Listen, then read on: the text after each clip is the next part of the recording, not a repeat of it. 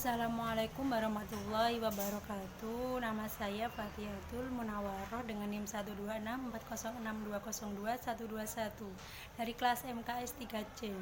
Di sini saya akan membacakan soal beserta jawaban UAS Perilaku Islami Organisasi. Yang pertama, persepsi dan komunikasi akan menjadi hal utama dalam organisasi. Karena tanpa persepsi dan komunikasi yang baik akan mengakibatkan retaknya dalam berorganisasi. Berikan contoh permasalahan persepsi dan komunikasi kurang baik dalam organisasi dan sertakan solusi yang tepat menurut Anda. Jawab. Contoh permasalahan persepsi dan komunikasi yang kurang baik dalam organisasi adalah dalam sebuah acara kepanitiaan organisasi. Ketua panitia memberitahukan kepada seluruh anggota panitia bahwa acara akan dimajukan 1 jam lebih awal dari jam yang telah ditentukan sebelumnya. Namun salah satu anggota yang bertugas, yaitu pembawa acara saat itu sedang kurang fokus memperhatikan apa yang ketua panitia katakan, sehingga pembawa acara datang di jam yang ditentukan sebelumnya atau sebelum jadwal direvisi. Akhirnya menimbulkan kesalahan persepsi dan kurangnya komunikasi dalam sebuah organisasi. Cara yang tepat agar tidak terjadi kesalahan persepsi dan komunikasi adalah berusaha untuk fokus ketika dalam sebuah acara kepanitiaan, yaitu dengan tidak melibatkan masalah pribadi dalam organisasi, meningkatkan dan mengembangkan komunikasi yang lebih baik antara ketua dan anggota panitia, dan menyampaikan informasi seharusnya diperjelas lagi, sehingga semua anggotanya menjadi lebih paham. Nomor 2. Gaya kepemimpinan yang mungkin sering kita baca dalam beberapa literatur, yaitu gaya kepemimpinan kontinum, gaya kepemimpinan managerial grid, gaya 3 dimensi sistem dari Ledin, gaya 4 sistem dari Rincard, dan gaya kepemimpinan situasional dari Hersey dan Blanchard. Dari kelima gaya tersebut, pilih salah satu yang Anda sukai dan jelaskan alasan beserta contoh nyata dari yang Anda pilih tersebut. Jawab. Saya memilih menyukai model kepemimpinan kontinum yang terdapat 2 model di dalamnya, yaitu otoritas dan demokrasi. Alasannya adalah ada 7 tipe perilaku kepemimpinan dalam pengambilan keputusan yang memang kerap kali diterapkan dalam kehidupan sehari-hari dan banyak diaplikasikan oleh suatu perusahaan, yaitu yang pertama, pemimpin membuat keputusan dan mengumumkannya. Yang kedua, manajer menjual keputusan, atau dalam situasi ini, pemimpin membujuk dan meyakinkan seluruh anggota tim untuk menerima keputusan yang telah ia ambil. Yang ketiga, pemimpin memberikan ide dan meminta saran. Yang keempat, pemimpin memberikan keputusan tentatif yang dapat diubah. Yang kelima, pemimpin memberikan persoalan, meminta saran, dan membuat keputusan. Yang keenam, pemimpin merumuskan batas-batasnya dan meminta kelompok untuk membuat keputusan. Yang ketujuh, pemimpin mengizinkan bawahan untuk menjalankan fungsi dalam batas-batas yang telah dirumuskan di atas. Contoh model kepemimpinan kontinum adalah kepala sekolah. Alasannya, yang pertama, kekuatan pemimpin yang dimaksud adalah kondisi diri seorang pemimpin yang mendukung dalam melaksanakan kepemimpinannya, seperti latar belakang pendidikan, pribadi, pengalaman, dan nilai-nilai dalam pandangan hidup yang dihayati dan diamalkannya. Yang kedua, kekuatan anggota organisasi sebagai bawahan. Yang dimaksud adalah kondisi diri pada umumnya yang mendukung pelaksanaan kepemimpinan. Seorang pemimpin sebagai atasan seperti pendidikan atau pengetahuan, pengamalan, motivasi kerja atau berprestasi, dan tanggung jawab dalam bekerja. Nomor 3. Berikan contoh dari nilai, norma etika, moral, sikap, dan kepuasan kerja dalam organisasi yang menurut Anda dapat meningkatkan kualitas dan pengembangan organisasi tersebut. Jawab. Contoh nilai adalah memberikan saran dan masukan kepada sebuah organisasi demi berkembangnya sebuah organisasi. Contoh norma adalah berusaha untuk mematuhi aturan-aturan yang sudah ditetapkan dalam sebuah organisasi. Contoh etika adalah mampu membangun etos kerja dan meningkatkan kinerja organisasi serta menjalin kerjasama secara kooperatif dengan unit kerja lain yang terkait dalam rangka pencapaian tujuan.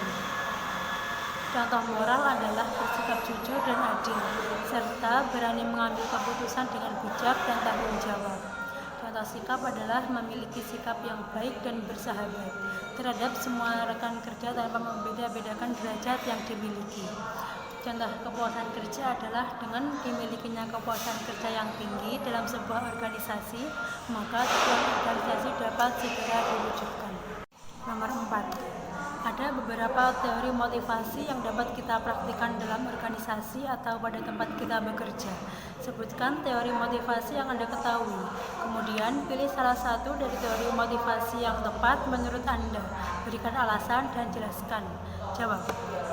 Stephen P. Robin dalam bukunya Organizational Behavior membagi konsep-konsep motivasi dalam dua bagian, yaitu A. Teori awal tentang motivasi, meliputi teori hierarki kebutuhan, teori X dan teori Y, dan teori dua faktor. B. Teori kontemporer tentang motivasi, meliputi teori ERT, teori kebutuhan MC Celan, teori evaluatif kognitif, teori penerapan tujuan, teori penguatan, teori keadilan, dan teori harapan.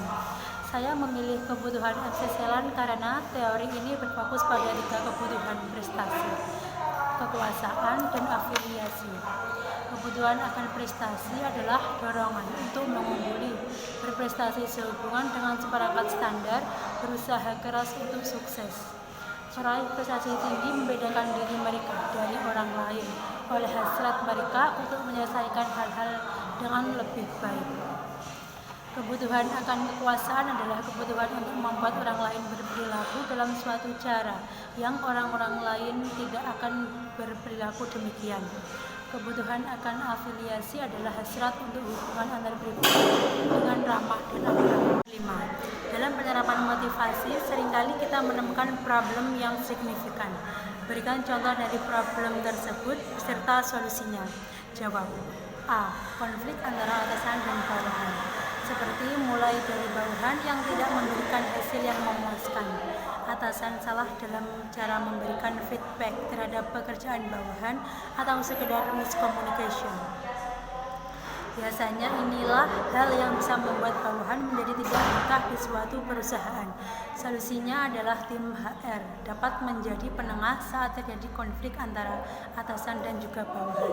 Dengan menjadi penengah, tim HR dapat membantu memilih antara bermasalah, profesional atau pribadi, dan dapat membantu mereka menyikapi masalah dengan lebih tepat. B. Konflik antar karyawan. Terkadang konflik terjadi antar karyawan, entah antar karyawan atau kurang akur, atau salah satu seorang karyawan yang merasa direndahkan. Solusinya adalah antar karyawan dapat melakukan mediasi. Melalui mediasi dapat dibentuk suatu kesepakatan bersama yang memberikan win-win solution bagi kedua belah pihak karyawan yang bertikai. Nomor 6. Apa benar emosi dapat mengakibatkan kita tidak rasional? Jelaskan. Jawab. Ya, benar. Karena ketika emosi atau marah, pikiran kita cenderung tidak stabil dan memberikan tekanan dalam pikiran yang kemudian akan turun ke perasaan atau hati.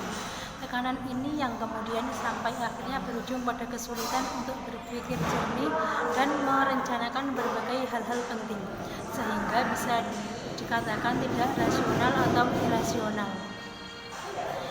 Pemikiran rasional ini bertujuan untuk menemukan fakta, pendapat, mengatur, menganalisis, dan menyimpulkan data. Apabila logika atau akal pikiran kita sedang emosi, maka kemungkinan besar sulit untuk memecahkan masalah dan mengambil keputusan karena tidak terdapat kesesuaian antara pikiran dan perasaan. Nomor 7. Dalam organisasi, kita sering dihadapkan yang namanya konflik. Bagaimana jika Anda dihadapkan dengan intergroup konflik yang pada situasi ketiga dan berdampak disfungsional? Berikan solusi terbaik untuk mendobrak untuk masuk ke situasi kedua. Jawab. Solusi yang saya berikan adalah tidak memaksakan kehendak diri. Jika suatu keputusan sudah dibuat dan menerima dengan ikhlas demi kepentingan bersama. Sadar diri dan sadar posisi dalam pengambilan segala keputusan. Jika dirasa melebihi kewenangan di posisi, sebaiknya menanyakan kepada yang lebih berwenang dahulu. selalu meletakkan kepentingan bersama di atas kepentingan pribadi demi menciptakan suasana yang harmonis dan kondisional. 8. Dalam strategi negosiasi terdapat negosiasi distributif dan negosiasi integratif. Berikan contoh dari kedua strategi tersebut.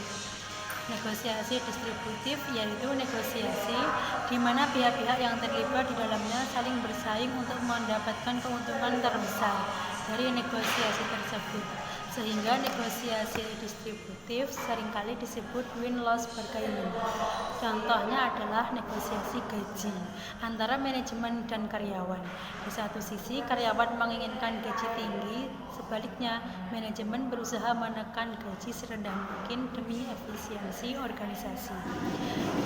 Negosiasi integratif yaitu negosiasi di mana pihak-pihak yang terlibat dalam negosiasi memilih jalur kooperatif guna mencapai keuntungan maksimal yang mungkin dapat dicapai kedua belah pihak. Mereka memilih saling menuangkan keinginan mereka dalam suatu perjanjian bersama yang saling menguntungkan serta berusaha untuk saling berbagi keuntungan dari negosiasi tersebut. Contohnya adalah negosiasi antara perusahaan dengan suppliernya.